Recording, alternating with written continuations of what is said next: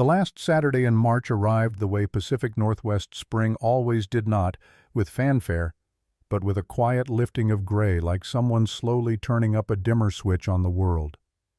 Portland had been holding its breath since November.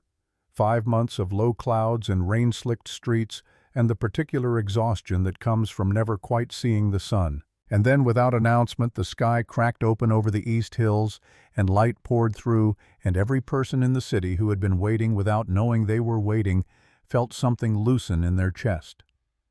Declan Hartley noticed it through the kitchen window at 7:14 in the morning. He was standing at the counter in yesterday's jeans and a flannel that had seen too many washings, waiting for the coffee to finish, watching the way the new light caught the neighbor's magnolia tree and turned it briefly gold. He had not slept well. He almost never slept well anymore, though he had stopped noting this the way he once had stopped treating it as a problem with a solution, and had simply incorporated it into the architecture of his days, the 2 or 3 hours between 2 and 5 a.m., when he lay in the dark and listened to the house settle around him and let his mind go where it wanted, which was usually nowhere good. Uni's footsteps on the stairs changed everything the way they always did. 6-year-olds do not descend stairs quietly, and Juniper Hartley was not a child who did anything at half volume. She arrived in the kitchen in her purple fleece pajamas with the rabbit pattern hair standing in 4 different directions, already talking before she had cleared the bottom step. "Daddy, I had a dream that Chewy the classroom hamster could talk, and he told me the answer to every math problem, but I woke up before he told me what 7 times 8 is." Declan turned from the window. 56. Uni stopped and stared at him with an expression of profound betrayal. "You ruined it." "Sorry, Bug." He was not sorry. The grin that crossed his face was the first real one of the morning, and he felt it reach somewhere behind his sternum and do something useful there. This was the arithmetic of his life since the divorce. Whatever the night took, Uni gave back in the morning. It was not a perfect exchange, but it was the one he had, and 3 years in, he had stopped wanting a different one. He poured her a small glass of orange juice and set it on the table and watched her drink it, standing up the way she always did, both hands wrapped around the glass with ceremonial seriousness. Outside, the magnolia caught another angle of light. He thought about what he had to do today.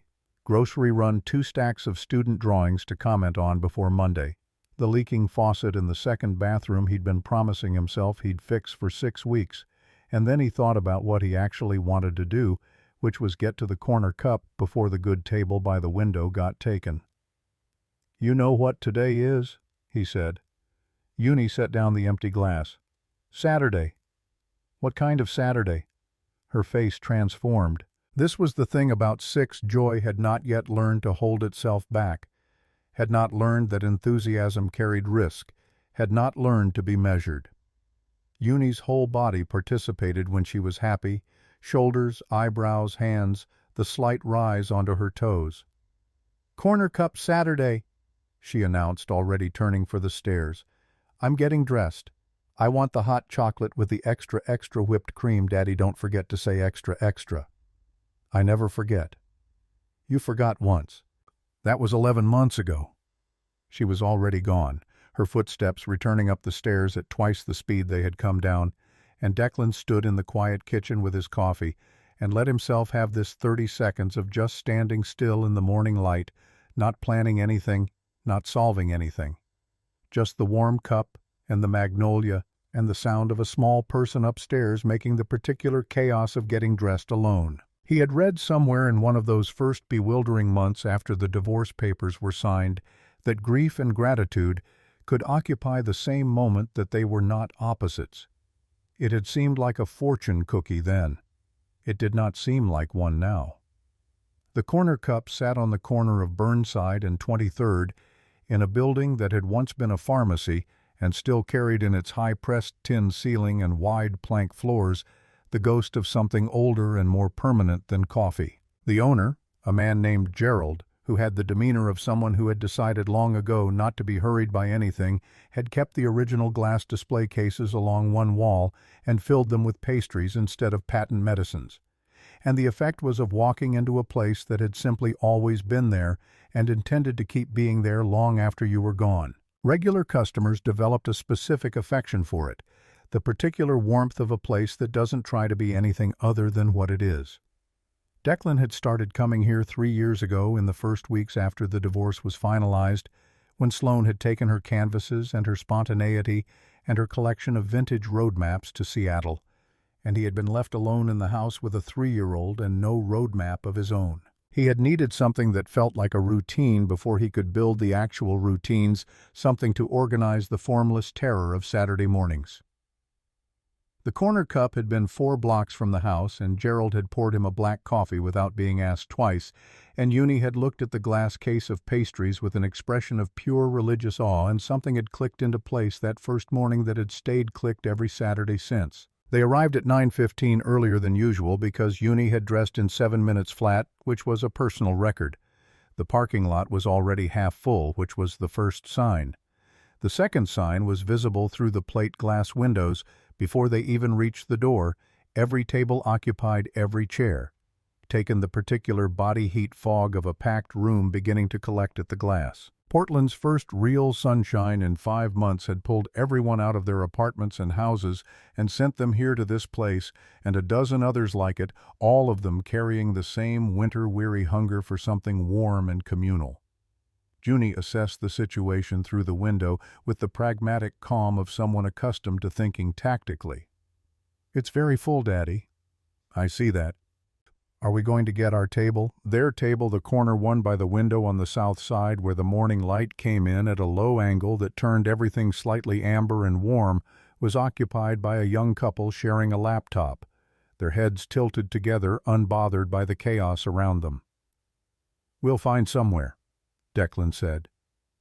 Gerald had saved 2 seats at a small interior table, not the window table, but serviceable with a good angle on the room. He appeared at Declan's elbow the moment they came through the door.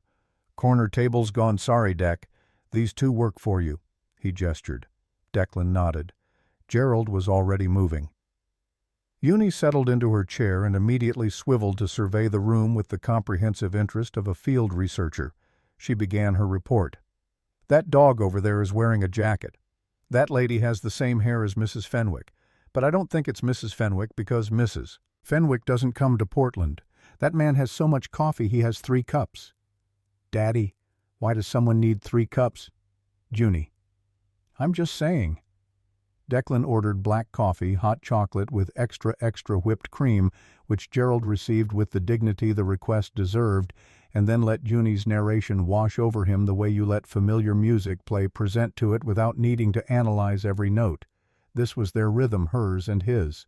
She talked. He listened genuinely and fully, but he had also learned to hold a peripheral awareness of the room, a habit he'd developed not from suspicion, but from a kind of gratitude. He liked knowing where he was, liked the texture of a place while Uni painted it in words. He was on his second sip of coffee when he saw her. She came through the door at 9:40, and the first thing he noticed was the efficiency of movement, the practiced way she navigated the entrance with crutches. One fluid pivot to clear the door frame, no wasted motion, the kind of competence that comes not from ease, but from months of hard-won adaptation. She was in her mid-20s maybe, with light brown hair pulled into a loose ponytail that looked like it had been done quickly and without a mirror. She wore a gray jacket over a dark green sweater, and she carried a canvas tote on her right shoulder that she'd positioned carefully to balance against the crutch.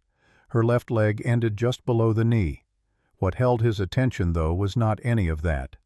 It was her face, the expression she wore as she stopped just inside the door and looked at the room. He had been a middle school art teacher for 9 years, which meant he had spent 9 years learning to read what people were not saying out loud, the particular vocabulary of faces that young teenagers hadn't yet learned to compose. He recognized what he saw on this woman's face. It was the look of someone who had been holding something together all morning and had been counting on a specific thing going a specific way and was now recalculating. She scanned the room once, then again, the hope in her expression dimming incrementally with each sweep. Declan watched her approach a table near the door where a couple sat close together, a first date by the body language. He saw her speak quietly, apologetically.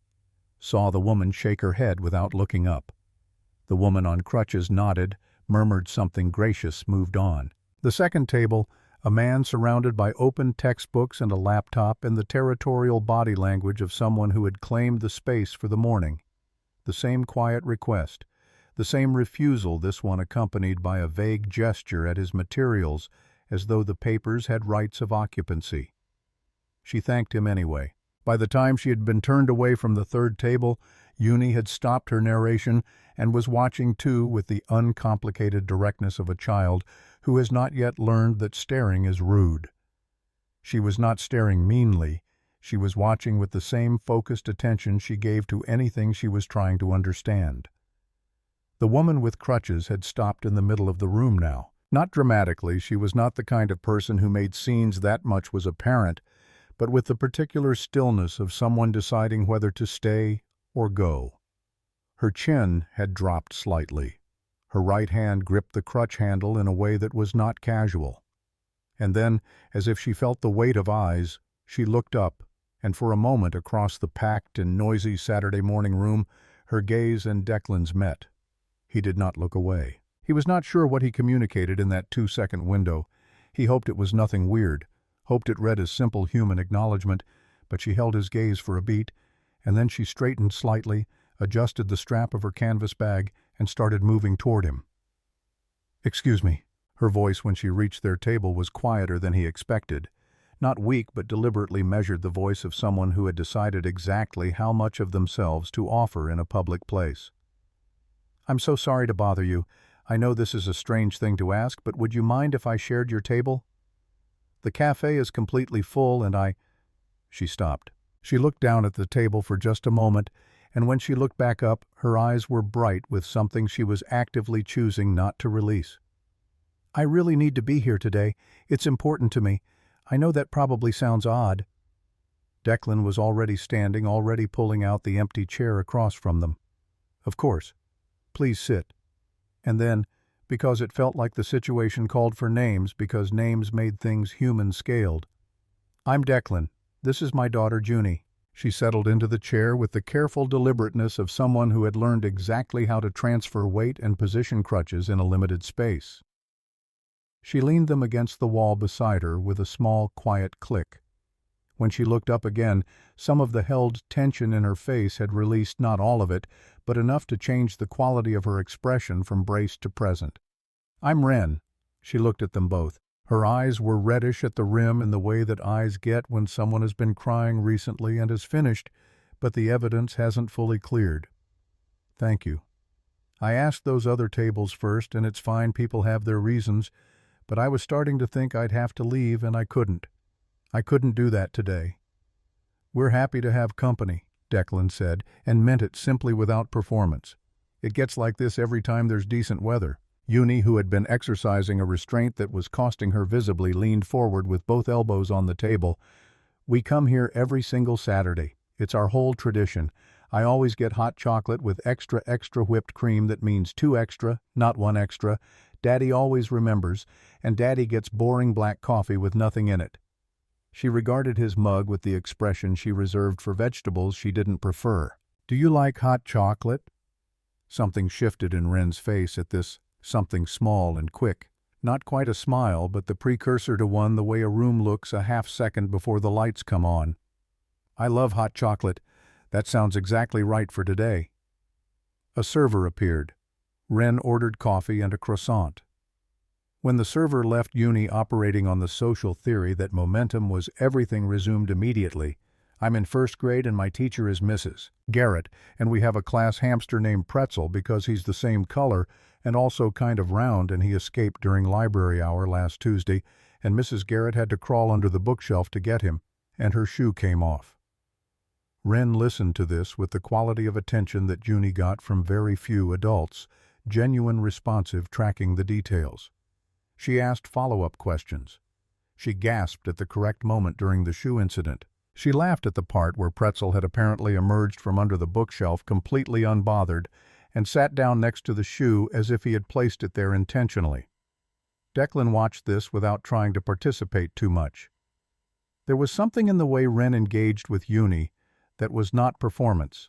It was not the effortful attentiveness of an adult being polite to a child, the half-present nodding while the adult mind drifted somewhere more interesting. She was actually there, actually listening, actually delighted by the hamster story, and Uni, who had an almost supernatural sensitivity to the difference, had registered this, and responded by giving Ren her full trust within approximately 4 minutes. They had been sitting together for about 15 minutes.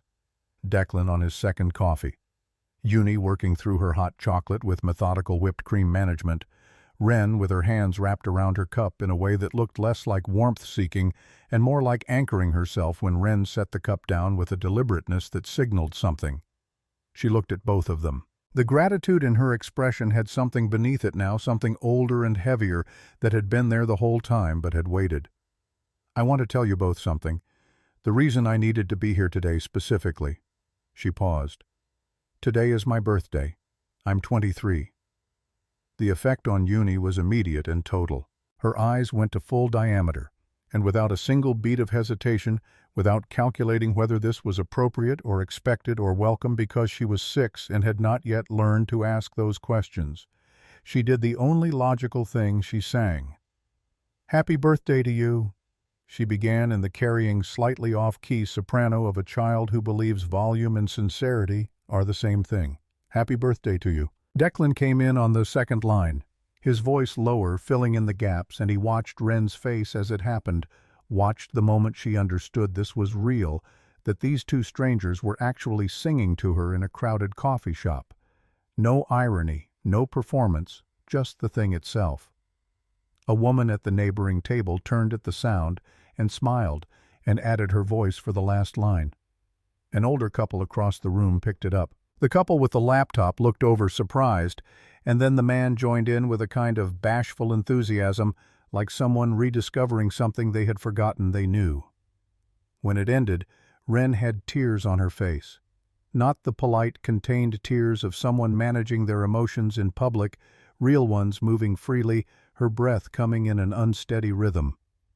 She pressed her fingers to her mouth. She sat with it for a moment, not trying to suppress it, not apologizing for it, and the steadiness with which she allowed herself to feel it told Declan more about who she was than anything else so far.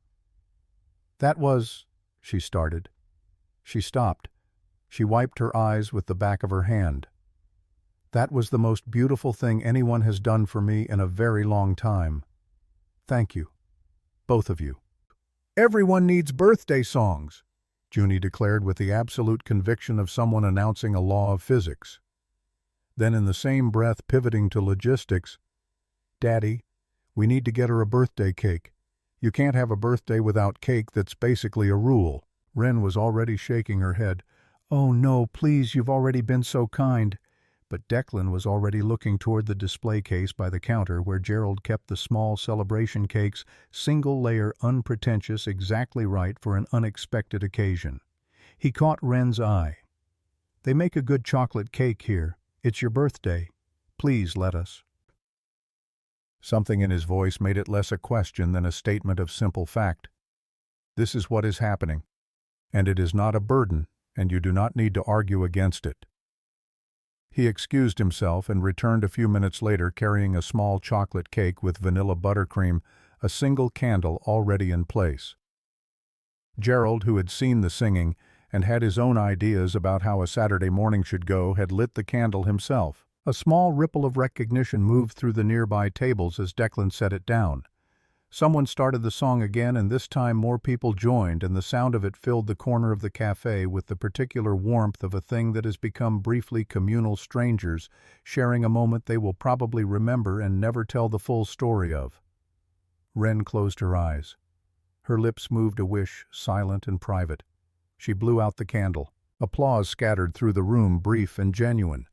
"Birthday girl gets the biggest piece and the first piece," Uni announced, taking charge of the cake knife with an authority that brooked no discussion.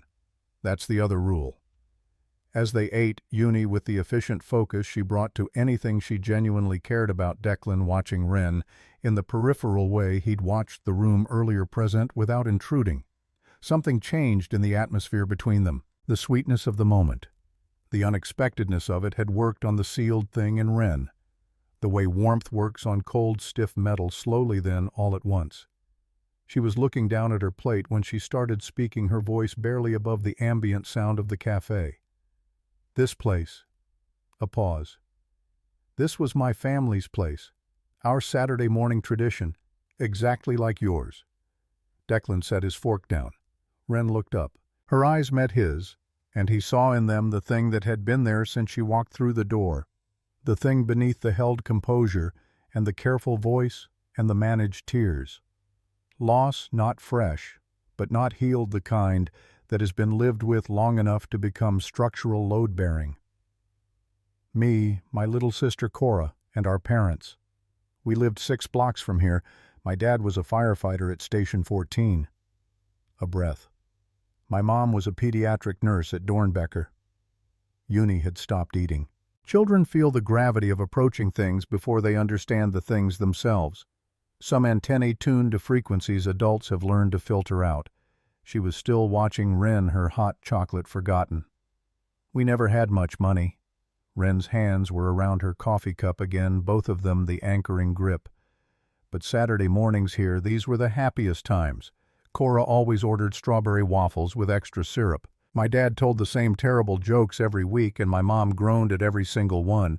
She'd steal bites off everyone's plate. The ghost of something passed across her face. Love, the ache of love that has nowhere left to go. For those few hours, nothing else existed. Declan reached across the table. Not planning to, not deciding to, his hand simply moved, covering hers where they wrapped the cup. A question without words. What happened? She didn't answer immediately. The silence was not empty. It was the silence of someone assembling enough courage for a truth they have said before, but that does not get easier with repetition. 2 years ago, there was a gas leak in our building. Her voice had changed thinner now, the structure of it under stress. The landlord had been warned, multiple times. He always said, next month, next month. We were all asleep. The word explosion she did not say out loud. She didn't need to. I woke up in the hospital 3 days later. Her breath was effortful, controlled by will rather than ease. The whole building had come down. I was under concrete for almost 6 hours before the rescue teams reached me. My left leg was completely crushed. There was no way to save it. Uni made a sound, a small, involuntary intake of breath. Her eyes were full. Declan tightened his hand over Wren's. My parents. Wren's voice broke cleanly the way a branch breaks a sound and then the break is complete. They didn't make it. And Cora. She was 14. She stopped. She breathed. She continued because stopping was not something she was willing to do. He could see this in her jaw, in the particular set of her shoulders. She wanted to be a vet. She brought home every stray cat she ever found. She cried over roadkill. She had the biggest heart of anyone I've ever known. There were tears on her face again, unchecked. Declan's own eyes were burning in a way he hadn't expected, and he didn't try to talk himself out of it. My parents spent their whole lives saving other people. My dad ran into burning buildings. My mom fought every day for sick children, and they couldn't save themselves. They couldn't save Cora. The next words came out of her like something that had been under pressure for a very long time. They couldn't save me. Uni did not consult anyone. She simply slid off her chair, walked around the table, and wrapped her arms around Wren with the full, unself-conscious force of a 6-year-old who has decided that this is the correct response. I'm so sorry your family died. Her voice was soft without any of its usual performance. That's the saddest thing I ever heard. But you're not alone right now. We're here with you. Wren pulled Uni in and held on. Her shoulders shook once, twice. Declan came around too, one hand on Wren's shoulder, steady and present, not trying to make it smaller than it was, not rushing her toward okay. The three of them held that shape for a while, long enough for the cafe to move around them, for conversations to continue, for Gerald to pass with a coffee pot and take one quiet look and move on without interrupting. When Wren finally came up for air, her eyes were red-rimmed and her face was stripped of its careful composure, and she looked, Declan thought, more present than she had at any point in the morning. as if grief, when it's finally allowed to occupy its real dimensions, takes up exactly the space it's supposed to, and no more. "I'm sorry. I didn't mean to." "Don't." He said it simply without edge. "You don't apologize for grief. Not here." She took a shaky breath, looked around the café slowly the way she had when she first walked in, but differently now. Not searching, resting. "I live with my aunt in Beaverton. She took me in after I was out of rehab for my leg. But it doesn't feel like home." She brought her eyes back to his. "Today is my birthday, and all I wanted was to come back here, to sit at one of these tables, to feel like they weren't completely gone." A pause. "When I saw how full it was, I almost left, and then you said yes. You're glad you stayed." It was a stupid thing to say maybe, but it came out before he could evaluate it. She looked at Uni, who had returned to her chair, but had not resumed eating, who was watching Wren with an expression of devoted concentration. Then she looked at Declan. "You sang to me. You got me a cake. You made me feel like I mattered on a day when I felt invisible." Her voice had steadied, found its footing again. "I haven't felt that in 2 years. You matter," Junie said with the same tone she used to announce facts about the solar system. "Non-negotiable. Simply true. And you're not alone. You have us now." Declan felt something move through him when she said it, some rearrangement of whatever had been sitting stagnant in his chest since the divorce, since the long winter, since the 2 a.m. hours in the dark house. He thought about what he was going to say before he said it, and found that the calculation was brief. They were going to the park anyway. They were always going to the park. "She's right," he said. "We were heading to Laurelhurst this afternoon. Nothing formal, our usual Saturday. You should come if you want." Wren blinked. "Are you sure I don't want to?" "You're not," he said. "We'd like you to come." She hesitated for exactly the length of time it took her to believe he meant it. Then, "I would really love that. Thank you." Laurelhurst Park on a March afternoon with new sun was a different geography than the same park in November, the trees not yet fully leafed, but beginning the ground damp and yielding the light long and gold and specific in the way that Pacific Northwest light sometimes gets when it finally decides to show up. Uni went immediately to the swings with the purposeful energy of someone who had been patient long enough, and Declan and Wren found a bench at an angle where they could see her. They talked the way people talk when they have unexpectedly found a frequency, not performing conversation, not filling silence, but actually exchanging things. He told her about the teaching about middle school art and the specific chaos of 13-year-olds encountering charcoal for the first time, about the student last fall who had produced in 30 minutes of free drawing a piece of such startling originality that Declan had stood in front of it after school alone in the classroom, genuinely moved. She told him about the graphic design work, about the long, difficult process of rebuilding her workflow after the amputation, the months of trying to do things the old way and failing, then the slower months of learning what the new way was. She used to pace when she was designing, used to think on her feet, literally walking circuits around her apartment while ideas assembled. She'd had to find a different relationship with stillness, with the tablet on her lap, with the way a design felt when you were sitting rather than moving. It took almost a year, she said. The first project she completed that she was genuinely proud of, she had cried afterward, not from sadness, she explained, but from the specific relief of discovering that the thing that made her who she was had survived the thing that had taken everything else. "That's not adaptation," Declan said. "That's something else." It felt like desperation at the time. She watched Uni on the swings, the small legs pumping, the hair flying. Adapt or give up. And I had already lost everything else. I wasn't going to lose my work too. He found, without planning to, that he was telling her about Sloane, about the marriage that had been entered into with the best possible intentions by two people who had wanted different things without fully knowing it yet, about the way a relationship can fail not through any dramatic betrayal, but through the slow, grinding incompatibility of two genuine selves, each one valid, neither one wrong, simply not made to share a life. Sloane wanted spontaneity motion, the next thing. He wanted Saturday mornings at the same table students he'd seen grow a daughter who knew where home was.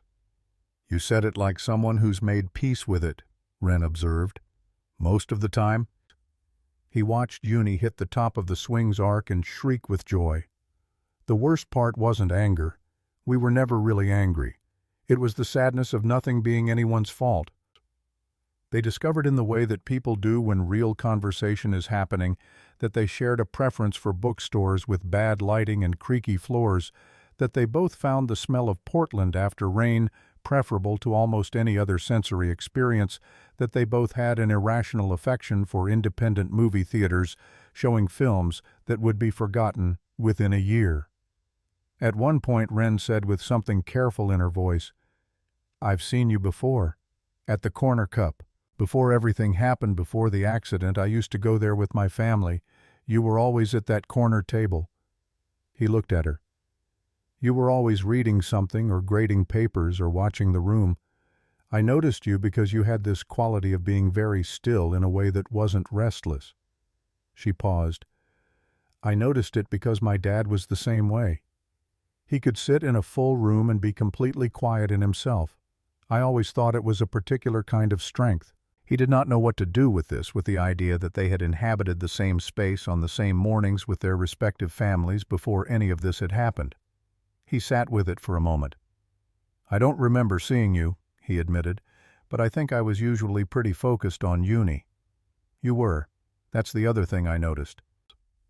When evening began to gather in the corners of the park, bending the light from gold to amber, they finally stood and collected Uni, who had migrated from the swings to the climbing structure and had opinions about leaving that required significant negotiation. In the parking lot, standing next to their respective cars in the new cold of early evening, they exchanged numbers. Wren held her phone for a moment after entering his contact, as if she was deciding something about the weight of the gesture. "Same place next Saturday." The question came from her, not him, and he registered this, the significance of it, the small courage required to ask. "Same place," he confirmed. "Same table if Gerald saves it for us." She smiled, a real one this time, both of them, the complicated full-face kind, that is different from the polite kind in every way that matters, and got into her car. He stood in the parking lot watching the taillights Junie beside him until the car turned the corner. "Daddy?" Junie slipped her hand into his. "Yeah, Bug. I like her." "I know." He did know. He'd watched it happen in real time across the morning, Junie's rare and total endorsement given without strategy, and therefore completely trustworthy. She's sad inside, but she didn't stay sad. She came back out. Junie considered this. That's hard to do. He looked down at his daughter, at the seriousness with which she said it, the accuracy of it. "Yeah," he said. "It is." They walked to the car. The magnolia in the neighbor's yard would catch tomorrow morning's light the same way, and there would be coffee to make and papers to grade and a faucet still leaking in the second bathroom. But walking across the parking lot with Junie's hand in his and the evening coming in cool from the west, Declan felt underneath the ordinary texture of the day something that had been dormant begin the slow, effortful work of coming back. He almost didn't check his phone before he started the car. The text notification at the top of his screen stopped him. Not Junie's, not a parent from school, not anything that fit the shape of this particular evening. It was from Sloan. 3 words. "We need to talk." He read it twice, pocketed the phone, started the car, and drove home through the new dark with the sensation of something arriving from a direction he had not been watching. The second Saturday arrived, and Wren was already at the door of the Corner Cup when Declan and Junie pulled into the parking lot. She was standing in the early light in a burnt orange jacket he hadn't seen before, her crutches planted, watching the street with the particular stillness he had come to associate with her, not restless, not impatient, just present in whatever space she occupied. Junie saw her through the windshield and made a sound that was less a word than a pure frequency of delight, and was out of the car before Declan had fully stopped it, running across the lot with her arms already open. Wren caught her laughing, the laugh genuine and unguarded in a way that was different from any version of it he had heard the week before. He sat in the driver's seat for 3 extra seconds, watching them through the glass, and told himself the feeling in his chest was simply satisfaction, the satisfaction of a good thing continuing. The weeks that followed had a quality of accumulation, each one adding to the last, the way sediment adds to bedrock slowly without announcement until the thing it was building was structural. The Saturday mornings remained the anchor, but they were no longer the whole of it. Wren texted him a photograph of a street mural in her neighborhood on a Wednesday afternoon. No message, just the image, which was enough. He sent back a photograph of a student's drawing that had surprised him that morning, a piece so technically unlikely from a seventh grader that he had photographed it purely out of the reflex of wanting to share it with someone who would understand why it mattered. She responded, "Who is this kid and how do I hire them in 15 years?" The texture of their communication was easy in the way that things are easy when they are right, rather than when they are simply uncomplicated. There was substance to it, not just pleasantness.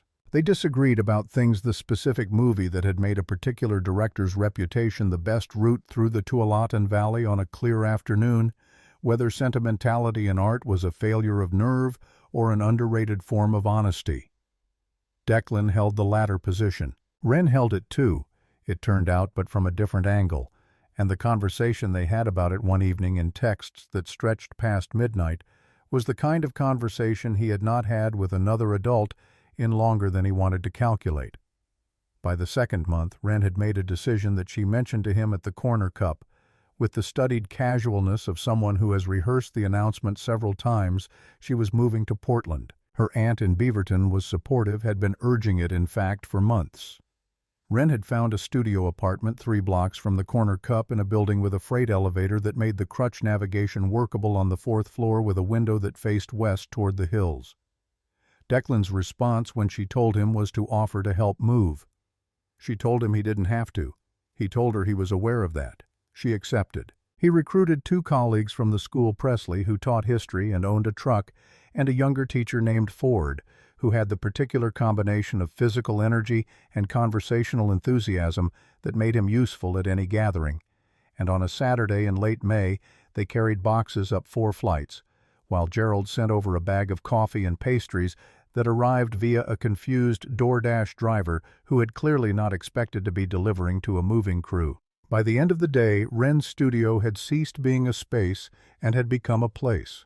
Her drafting table sat under the west window.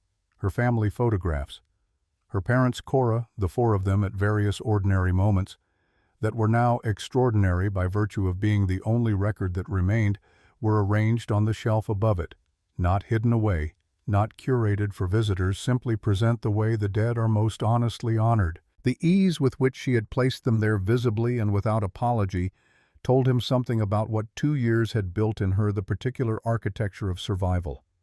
The 3rd month was when things shifted, though Declan was not able to name the shift while it was happening. He was only able to identify it afterward, the way you can only see the exact moment of a tide change by looking back at the waterline. It happened on a Tuesday evening in early June. He was at the kitchen table grading student work, end-of-year portfolio assessments, which were simultaneously his favorite and most exhausting task, while Uni colored at the other end, working on an elaborate landscape that had begun as a horse and was becoming something more ambitious. The apartment smelled of the pasta he'd made for dinner. The evening light came through the windows at a long angle. Presley had texted him something funny about a staff meeting. Everything was ordinary. And then he was thinking about Wren, not thinking about her the way he thought about what to make for dinner or what he needed from the hardware store. Thinking about her in the specific particular way that had no practical object. The way you think about someone when they have begun to occupy a portion of your interior landscape without your having invited them or even noticed them moving in. He was thinking about the way she had laughed at the DoorDash driver on moving day, the kind of laugh that takes over the whole body. He was thinking about the things she had said about her work, the precision of her thinking, the way she held a design problem in her mind and turned it slowly, examining it from angles that weren't obvious. He was thinking without any particular reason about the afternoon light, the way it had caught her hair at the park in March and turned everything briefly amber. He sat with his red pen over an 8th grader's charcoal study of hands and understood with a clarity that was entirely unwelcome in its timing that he was falling in love with her. He did not say this out loud. He did not do anything with the information except put it in a room inside himself, close the door, and go back to grading. The reasons were obvious, and he enumerated them for himself that night in the small hours, the familiar dark of the house at 3 a.m. She was 9 years younger. She was still navigating a loss that would have leveled most people. He had a daughter, and any addition to their lives carried a weight that was not only his to manage. And underneath all of that, the most honest reason, the one that sat below the others, she had become the most important friendship of his adult life, and the friendship was real and specific and irreplaceable, and he was not willing to risk it on a feeling he could not be certain was returned. So he said nothing. He showed up on Saturdays. He texted about murals and student drawings.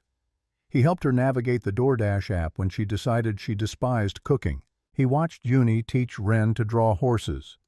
Juni's horses were abstract, enthusiastic, barely equine, and Ren received each lesson with absolute seriousness, and he held the door to the feeling he had named and did not open it. The phone call from Sloan came on a Thursday evening in the first week of August. Declan was grading again summer portfolio work for the advanced students, the ones who came in voluntarily who wanted the feedback. Uni was in the living room watching something involving singing vegetables. The call came and he answered it without thinking, the way you answer a call from the mother of your child, which has its own conditioned reflex. Sloane's voice was different than her usual voice, energized. The particular frequency of someone who has been waiting to say a thing. She had received a job offer, senior curator at a gallery in Portland's Pearl District, a position that had been in development for over a year, a role that came with a path and a salary, and most importantly, a location. She was moving back. She was excited. She wanted him to know before anything was official, because Uni deserved to know from both her parents together if possible. All of this was fine. All of this was genuinely good news for Uni, and he told Sloane so, and meant it. Then Sloane's voice changed. Register dropped slightly, took on the quality of something prepared. She had been in therapy for a year, she said. She had done a great deal of thinking, and in that thinking she had revisited with more honesty than she had been capable of at 29 the choices that had ended their marriage. The differences between them were real, she knew that. But she had been wondering, not demanding, not presuming, just wondering whether those differences had been given enough time, enough maturity, enough of the tools she now had that she hadn't had then. She was not talking about rushing anything. She was talking about possibility, for Sloane, for him. And most of all, she said for Junie. Think about what it would mean for her. Sloane's voice pressed gently into the phone. Both her parents, same city, same life, not every other weekend, every day. She'd have the real thing, Declan. The whole thing. He stood in his kitchen after the call ended, the phone still in his hand, and did not move for a long time. From the living room, Junie, "Daddy, can I have a snack?" He found a voice. "Sure, Bug. Give me a minute." He stood at the counter and stared at the knife block and understood with crystalline clarity that he was now inside a situation with no clean exit, where every path forward required that someone adjust their idea of what their life was going to look like. The following Saturday, Ren knew immediately. He saw it in the way she registered his face when he sat down, a small, precise reading, the kind she was better at than anyone he knew. She didn't push. She talked with Uni about a project Uni had been describing for 2 weeks, some elaborate drawing series involving mythological horses that had clearly evolved from Ren's lessons and Uni's absolute refusal to accept any constraints on ambition. He listened to them and drank his coffee and was grateful for the time.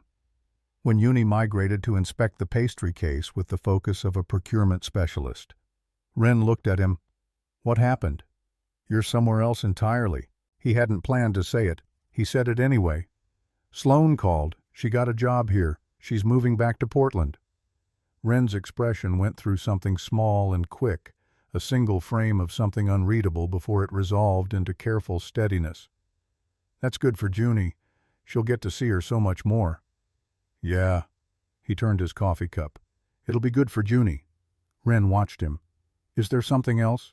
He hesitated. He would reconstruct this hesitation later, and understand it as the moment he made a mistake, not a moral mistake, but a practical one, the kind made by omission rather than action. He said, "Just a lot of changes coming, a lot to figure out," and left it there. What he did not know was that Uni had filled the gap he left. While Declan had stepped outside to take a call from his department head about fall scheduling, Junie had looked across the corner table at Wren with the expression she wore when delivering important news, leaned forward on both elbows and said, "Wren, guess what? Mommy is moving back to Portland." Wren had held her smile steady. "That's wonderful, Junie." "And I told Daddy." Junie's voice had taken on the particular cadence of a plan she was genuinely invested in, that maybe if Mommy is here and Daddy is here, they could fall back in love, like in the movies. And then we could all live in the same house, and I wouldn't have to go back and forth anymore, and we could eat dinner together every night. She had paused, then added with complete sincerity, "I pray about it every night. I want them to be a real family again." Wren had looked at this 6-year-old who had just without any comprehension of the damage detonated something in her chest. She had held the smile, held it by force of will, by the same discipline that had rebuilt her design workflow and taught her to navigate stairs with crutches and gotten her through every birthday and every ordinary Tuesday that had felt unsurvivable. "That would be so wonderful for you," she had managed. "I really hope it happens." She had meant it for Uni's sake. That was the worst part. She had looked at Uni's hopeful face and genuinely meant it, and then Declan had come back through the door and the morning had continued, and she had sat in it and said nothing. That night in her studio apartment with the west-facing window dark above the hills, Wren lay on her back and conducted a merciless inventory. She had allowed herself, without ever saying it to anyone, including herself, to inhabit a future that she had no right to. She had let the Saturday mornings and the late texts and the moving day and the horse-drawing lessons add up to an assumption she had never examined in the light. And now she was examining it, and the examination was clear. Declan had a daughter who wanted her parents together. Declan had an ex-wife who was moving back. Declan had a history that was intact and complete and waiting to be reclaimed, and whatever she was, friend guessed, pleasant addition to a season, she was not part of that history. She was a person who had stumbled into their Saturday and been given extraordinary kindness. She had mistaken kindness for more than kindness. That was not Declan's failure. That was hers. The decision she made that night she framed to herself as practical. She would create distance. Not dramatically, not in a way that required explanation or caused confusion. Gradually, with valid reasons, she would step back from the center of their lives and allow the natural gravity of Declan's real story to reassemble itself without her in the way. She did not understand yet that she was making the same mistake her grief had been making for 2 years, the mistake of deciding for other people what they needed preemptively. Removing herself from equations she had not been asked to leave, choosing absence over the risk of being present and unwanted. Over the following 3 Saturdays, the withdrawal happened in stages. A client deadline the first week, partially true, a real deadline she had extended to accommodate. Not feeling well the second Saturday, which was not true at all. A drive to Beaverton to help her aunt with home repairs the third, which was entirely invented. Declan's texts went from daily to every other day, his tone shifting from easy to careful in the way that people's tones shift when they sense a change they cannot yet name. She kept her responses warm enough to avoid alarm and brief enough to maintain the distance she had decided was correct. Each message she sent felt like a small controlled demolition, precise, targeted, designed to bring down only what she intended and leave the rest standing. What she had not calculated was that Uni was part of the rest. The third Saturday without her, Declan arrived at the corner cup with Uni, who looked around the room with the bewilderment of a child who has trusted something completely and found it absent without explanation. "Daddy, where's Wren?" The question was quiet, which was worse than if she had been loud about it. She was never too busy before. Did we do something wrong? He told her no.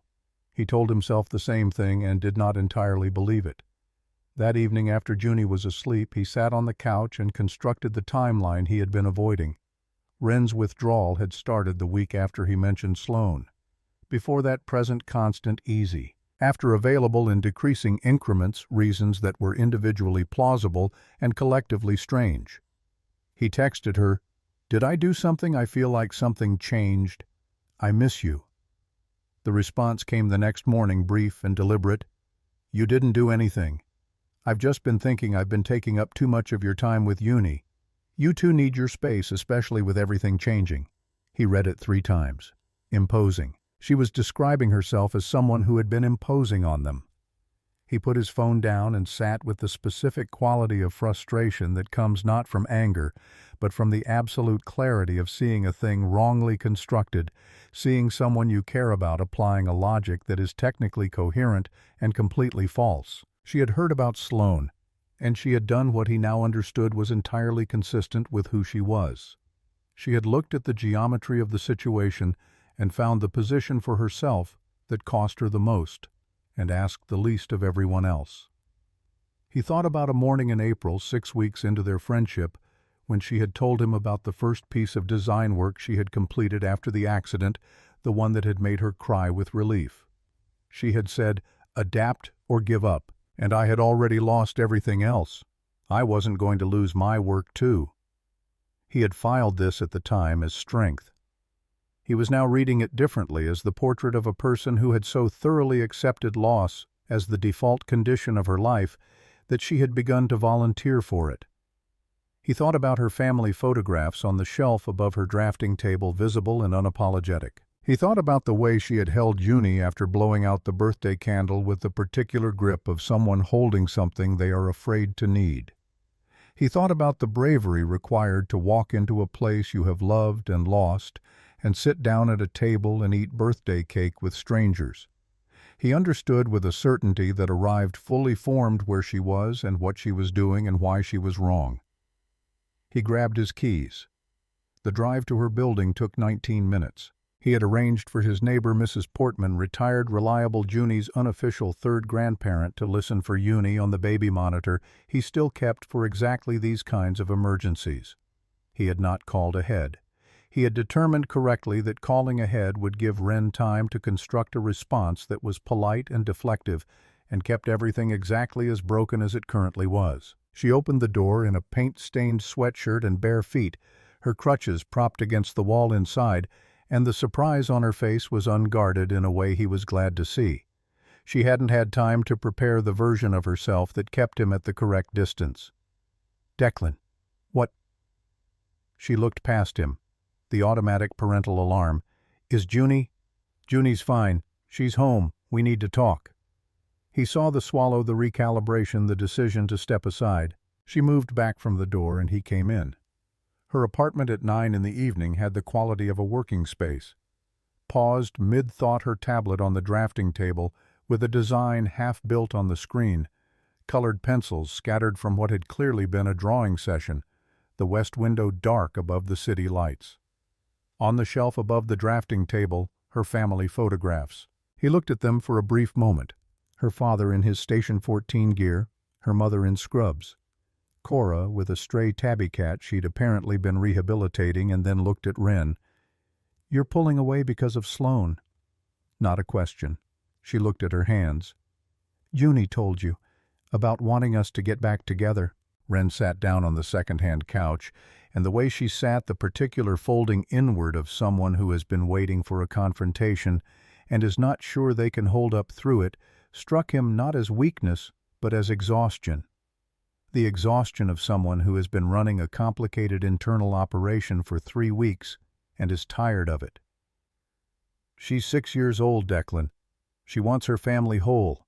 She told me she prays about it every night." Wren looked up, and he saw in her face the thing she had been carrying.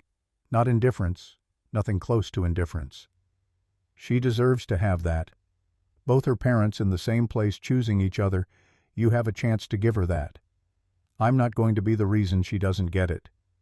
He pulled the armchair from the corner and sat directly across from her, close enough that she couldn't retreat into the middle distance. "Sloane and I are not getting back together. She asked you to try. She mentioned the possibility, and I have not spent 1 second actually considering it." His voice was level, but he felt the weight of what he was about to say pressing against the inside of his chest, the words that had been in the locked room since June, wanting the door opened. Because I am not in love with Sloane. I haven't been for years. Moving to the same city doesn't change something that was true long before you walked into the corner cup. But Junie is 6. She has fairy tale ideas about what a family is because she is 6, and that is exactly right for her age. And it is not a blueprint I am required to follow. Sloane and I can both be extraordinary parents to Junie without being married. Junie will understand that, and she will be okay, and she is already okay. That's not what this is about. Ren shook her head slightly, not in disagreement, but in the way of someone trying to hold a position that keeps shifting under them. I don't want to be the reason. Ren. The word came out with more weight than he intended, and she went still. You are not standing in the way of anything. You are not an interruption. You are not something that arrived at a bad time and needs to be managed. He leaned forward, elbows on his knees, closing the remaining distance between them. You are the reason the 3 a.m. hours stopped lasting until morning. You are the reason Junie came home one day and spent 4 hours drawing horses because she had been given by you the specific belief that the drawing was worth doing. You are the person I want to tell things to first, which is not a small thing, and I have been not saying that for 3 months because I didn't want to get it wrong, and watching you disappear is worse than getting it wrong. She was crying now, the way she had at the birthday table, real uncurated, the tears of someone who has been holding a thing too tight for too long. Her hands were in her lap and she was not trying to wipe her face. You can't say things like that, she said, and her voice was almost nothing. It's the truth. He held the ground. You are allowed to be here, Ren. You are allowed to have this. You have spent 2 years adapting to loss and calling it strength, and it is strength, but somewhere in the adaptation you started believing that leaving first was the same thing as being brave. It isn't. It's just leaving. She pressed her hands to her face. The apartment was quiet around them, the city a soft ambient sound below the west window. When she finally looked up, her eyes were red and direct and full of something she had stopped trying to manage. I've been falling in love with you since the day you sang happy birthday to a stranger and meant every note. The words came out in pieces, halting and unpolished and entirely unmistakably true. I told myself I had no right to it. I told myself it was just gratitude. I told myself 100 things. And then Junie told me about Sloane, and I thought, here is the proof you've been looking for. Here is the thing that tells you to stop. She exhaled. I'm so scared, Declan. Not of you, of what I want. I haven't let myself want something this much since... He crossed the space between them and she stopped talking. He held her both arms without the careful restraint of a friend offering comfort, fully with the specific certainty of someone who has made a decision and means it entirely. She held on in return, her hands gripping the back of his shirt, her face against his shoulder, and the crying that came then was not the managed kind. It was the kind that happens when something that has been compressed for a long time is finally allowed to expand to its natural size. You are allowed to want things, he said into her hair, and the words were quiet, but they carried the weight of everything he hadn't said since June. You are allowed to be here. You are allowed to be loved, Ren. All of that. Every bit of it. She pulled back just enough to look at him, face wet, breath unsteady, more present in her eyes than he had ever seen her. I love you. Simple. Direct. No casing around it. I love Junie, and I am so afraid of messing this up. He held her face in both his hands. Outside, Portland was doing what it did, carrying on, rain-threaded and lit, and entirely indifferent to the specific magnitude of the moment happening in a fourth-floor studio on its west side. He felt the city's indifference and did not mind it. What was happening here did not need the world's attention. It needed only to be real, which it was, completely and without question. We'll figure it out together, he said. All of it Sloane, the logistics, Junie's understanding of what a family can be. But I need you to stop leaving. I need you to stay. She nodded. Once then again, her hands finding his wrists. I'm not leaving. The words came out steady, more resolution than hope, the voice of someone who has decided. I'm sorry I tried to. The west window had gone fully dark. Somewhere in the building below, a door opened and closed. The city carried on. And in the particular stillness of the studio, among the scattered pencils and the half-built design on the tablet screen and the photographs of the people she had lost and the evidence of the life she had rebuilt, something that had been almost lost was not lost, and the almost was the whole of it. The morning after the studio, Declan woke at 6 without an alarm and lay still for a few minutes in the clean, uncomplicated quiet of a man who has finally said the true thing and survived the saying of it. He had slept without interruption, without the familiar 3 a.m. geography, and the absence of that weight was its own kind of testimony. He made coffee. He stood at the kitchen window and watched the August light come up over the East Hills, hotter and more direct than March light, the kind that doesn't soften anything but makes everything precise. He thought about what needed to happen and in what order and why the order mattered. First Junie, then Sloane, both conversations honest, both held without the protective cushioning that would require later correction. Junie came downstairs at 7:12 in her rabbit pajamas, already mid-sentence about a dream. He let her finish. He poured her juice. He waited until she had settled into her chair with both hands around the glass, and then he said her name in the register she had learned over 6 years meant something real was arriving. She put the glass down. He sat across from her and did not reach for softness. He would have to walk back later. Mommy and Daddy both loved her beyond any measurement, and that was permanent. Mommy was moving back so she could be present in a way she hadn't been, and that was genuinely good. And Mommy and Daddy were not getting back together, not because anyone had failed, but because two people could care about each other and still be wrong for each other's lives, and pretending otherwise would be the actual failure. Junie's face moved through its adjustments. The specific hope she'd been carrying since the phone call reconfigured itself without collapsing because she had enough love underneath her to absorb the weight of real things. But why? Her voice was small without being broken. He told her the honest version that they had made each other sad, more than happy, that this was no one's fault, that having both parents present and whole was worth more than having them together and diminished. He watched her process it with the seriousness it deserved. Then, because the timing was right, and because she deserved to hear it from him before she heard it from anyone else. "I need to tell you something about Wren." Junie's eyes came up. "I love her. Not the way I love you, which is its own thing that nothing touches, but the way grown-ups love each other when they want to build a life together." Junie sat with this. He could see her working at the geometry of it, her 6-year-old mind applying itself fully to a more complex equation than any horse drawing had required. Then, with the particular honesty of a child who has not yet learned to package her ambivalence, "I still wish you and Mommy could be together." She said it plainly as a fact about herself rather than an argument. Then, "But I like Wren. You smile different when she's around, you laugh more." A pause.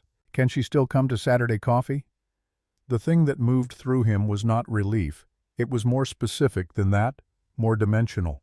Gratitude for this child and the exact quality of her heart. "Always, sweetheart. Every single Saturday."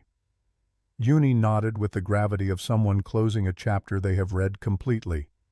Then she climbed off her chair, crossed to his side, and put her head against his chest. He held her, and she smelled like sleep and orange juice and the particular irreplaceable smell of your own child, and outside the kitchen window, the August light continued its work on everything it touched. After a while, she lifted her head. "Can we have pancakes?" He laughed, full, unguarded, the laugh of a man with nothing left to brace against. "Yeah, Bug, we can have pancakes." The conversation with Sloane he arranged for the following Wednesday at a café in the Pearl District neutral ground chosen deliberately. She arrived looking genuinely different from the woman who had left 3 years ago, the particular settledness of someone who had done the internal reckoning they needed to do, a self-possession earned rather than performed. They talked about Junie first, which was right. The logistics of the new arrangement, custody rhythm, holidays, school calendar, how to handle the transitions. Sloane was thoughtful and flexible, specific about what she wanted without demanding the world arrange itself around the wanting. They had both brought calendars.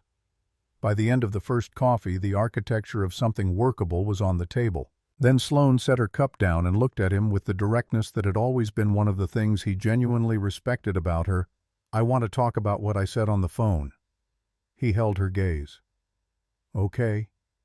She had meant it when she said it. She told him she wasn't testing him, wasn't performing. But she had been honest with herself in the weeks since, and the honest answer was that what she had been missing wasn't him specifically. It was the idea of a version of their lives that had never quite existed.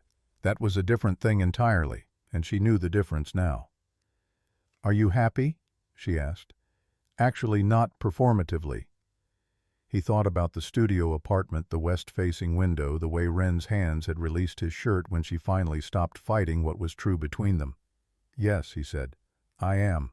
Sloane read him for a moment. Something in her expression completed itself, not pain, but the quiet acknowledgement of a path not taken, honored briefly and set down. "There's someone." "There is." "Good." No hesitation. He believed her. "I want that for Uni's home to be a happy one. I'll want to meet her eventually, when it's right."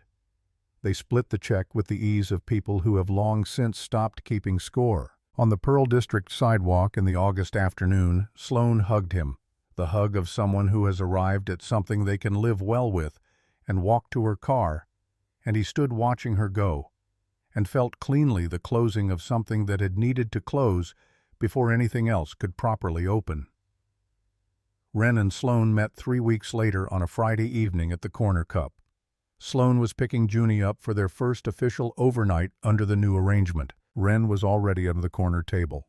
Friday evenings had become a natural gathering point, the week winding down. Junie doing homework while Wren worked her tablet, and Declan graded the three of them, occupying the space with the ease of people whose rhythms had learned each other. When Sloane came through the door, Junie left her chair at speed, and the first 2 minutes belonged entirely to mother and daughter, the embrace of a relationship restarting with new proximity. Junie narrating everything that had happened since the last call. Declan watched from the corner.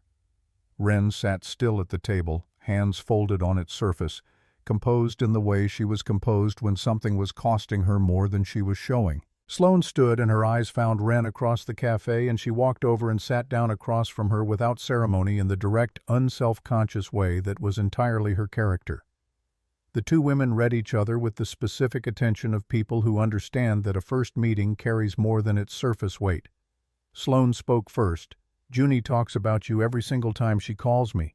Miss Wren said this, Miss Wren showed me that. That's not a small thing with a 6-year-old, that's the whole report." A pause. The pause of someone who has prepared what they mean to say and is saying only that. "I'm not going to pretend this isn't complicated, but I can see what you are to them, and I am actually genuinely glad he found you." Wren's composure held for the full length of that, and then made a small visible adjustment. Her eyes brightening in the way that comes just before tears, she was deciding not to release. "That means more than you know." Sloane held her gaze for one final beat of assessment, then stood. At the door, Junie already pulling her toward the parking lot, she looked back over her shoulder. "Take care of them, not because I'm asking, because I can see you already are." The door closed. Wren pressed her fingers briefly to her eyes, then took one breath and was steady again through the force of will that Declan had come to understand as one of the most remarkable things he had ever been close to. He sat down beside her, not across beside her, close enough that their shoulders touched. Gerald wiped the counter at a diplomatic distance. The Friday evening settled around them warm and ordinary, the best kind of ordinary. The following Saturday, Wren arrived to find Junie had prepared the corner table with drawing paper and the full set of colored pencils arranged with procurement-level precision. Junie slid a practice sheet across the table before Wren had fully sat down. The horses were still committed to a personal interpretation of equine anatomy, but there was something new in the line, a decisiveness, a willingness to commit to the stroke and not second-guess it once made. Wren studied the drawing with genuine seriousness, and Junie watched her face with the focused intensity of a student who has earned the right to a real verdict. "You got better." Not inflated, not cushioned, honest. "This line here, you made a decision and you kept it. That's the hardest thing to learn. Uni looked at the drawing with new eyes, the eyes of someone who has just been told where the real thing is. "I kept the line," she said quietly, as if memorizing it. "You kept the line," Wren confirmed. Uni looked up from the paper. "Are you staying for real this time?" Wren went still. She set the drawing down. She looked at this 6-year-old who had twice now in their shared history asked the question all the adults around her had been approaching with elaborate indirection, cut directly to the actual center of things. She slid off her chair and went to one knee beside Uni crutches propped against the table, putting herself at eye level with the complete undivided attention that Uni had recognized on the very first morning as the real kind. "Only if you want me to." Uni deliberated for 3 full seconds. Declan counted them with the seriousness of a judge reviewing final evidence. Then, "Okay, but you have to keep teaching me to draw. I'm still really bad at horses." "You're getting better," Wren said. "But I'm still bad," Uni maintained with the honesty that was her signature gift to the people she loved. "Then we keep working," Wren said, and the simplicity of it, the way it contained a future without demanding the future be formalized or proven, settled over the corner table like the morning light. The idea for the proposal arrived in November not as a plan, but as an image that kept returning with the persistence of things trying to tell you something. The image was simple and complete. The corner table, the birthday candle, the specific way Wren had looked in the instant before Uni began to sing, the last moment before everything cracked open and changed. He turned the image over for 2 weeks before he called Gerald. The conversation was brief. Gerald, who did not need things explained at length, said, "I'll handle it. Give me the date." A pause. "Make it the birthday. It should be the birthday." Declan said, "That's exactly what I was thinking." He told no one. He carried it through December, through the Christmas where Wren spent 3 days in the house on the east side where he had hung lights on the magnolia tree in the front yard, because Uni had asked, and because for the first time he had thought about the lights as something he wanted someone else to see. He watched Wren come up the walk on Christmas Eve and stop briefly before the door, the lights catching in her eyes, and the expression on her face was not simple happiness. It was more complex and more durable. The face of someone being given back in small, repeated doses, the belief that good things were for her. He carried the certainty through January and February, through the quiet months that had their own value, through the Saturdays that had become so naturally established that they were no longer an event, but a fact of the week. The corner table, black coffee, hot chocolate with extra whipped cream-colored pencils. The ease of people whose presence with each other required no maintenance. In early March, he told Uni on a Saturday evening at the kitchen table with the remnants of dinner between them. She received the news with 4 seconds of absolute stillness, followed by an eruption of pure kinetic joy, hands, shoulders, the rise onto her toes, that had been her signature expression of delight since she learned to stand. She had questions, very specific questions about the ring, about what she would wear, about whether she could hold the box, about the precise mechanics of the moment. He answered each one with appropriate seriousness. She went to bed that night and came back downstairs twice, not because she needed anything, but because the excitement required additional circulation. He found the ring in the second week of March at a small jewelry shop in northeast Portland, made by a woman named Dale, who worked in the back studio, and who, when he described what he was looking for, asked him questions about Wren, not her taste in jewelry, but her relationship to beauty, how she moved through the world, what she valued.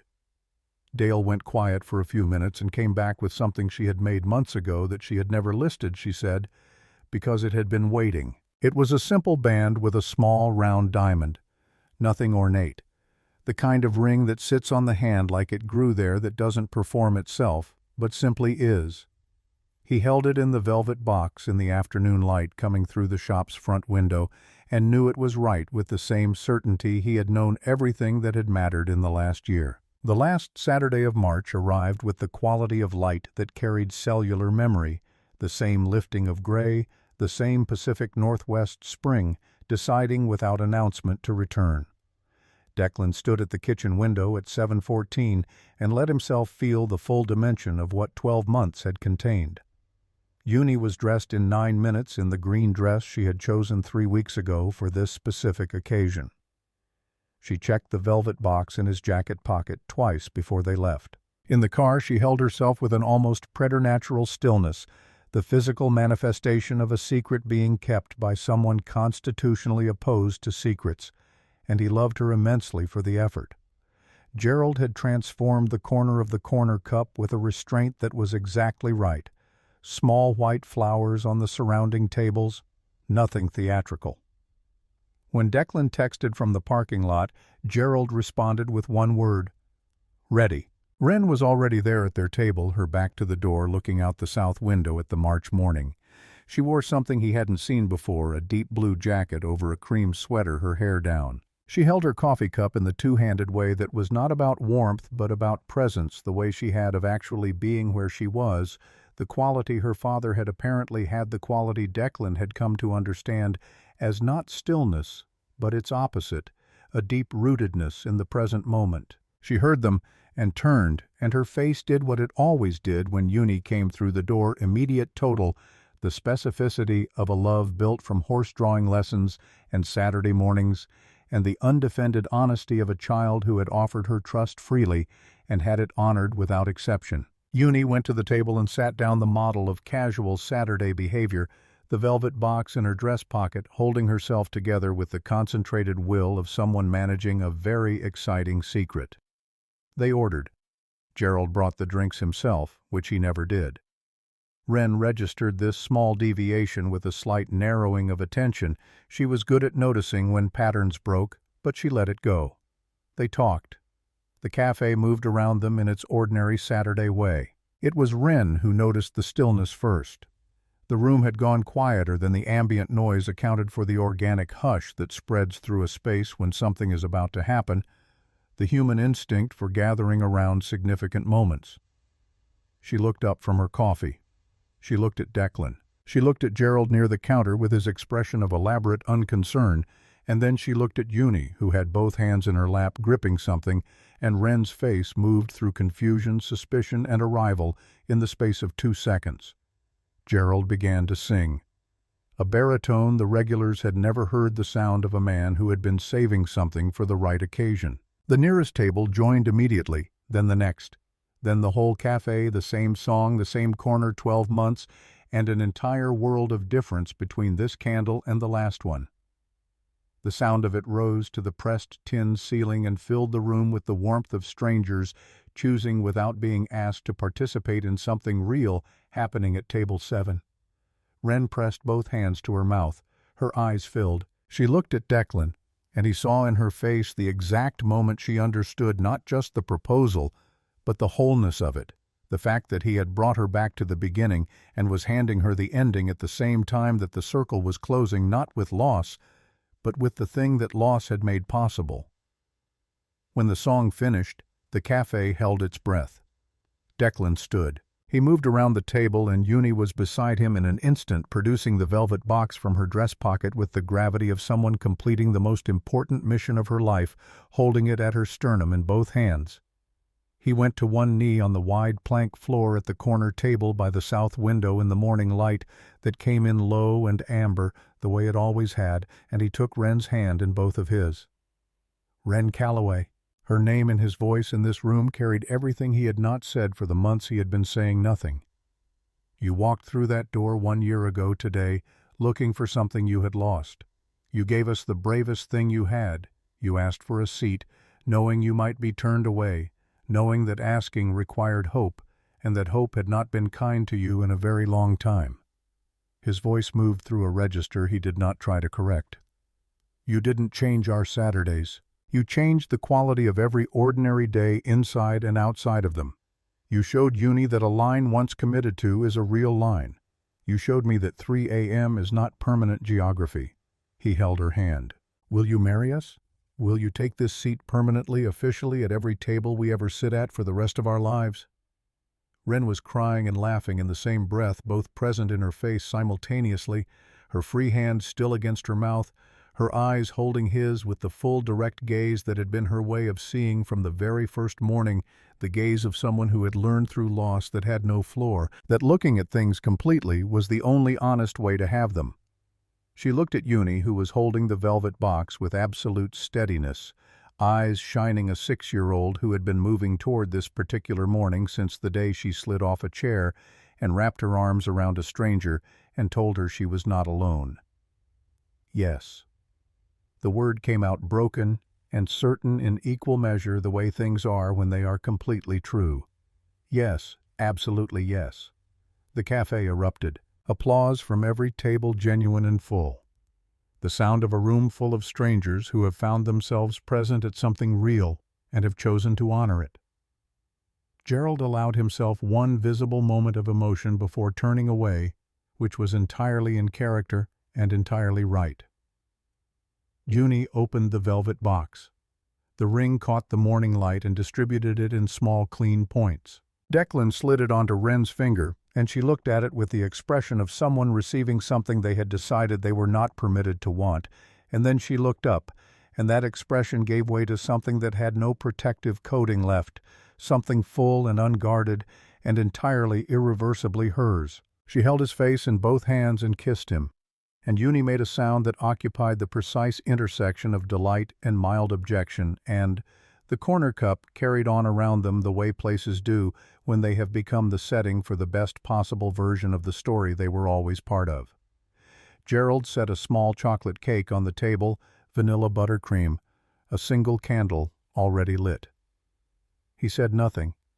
The candle threw a steady flame in the morning air. Wren looked at it. She looked at Junie, who was watching her with the complete devoted attention that was her most characteristic gift. She looked at Declan.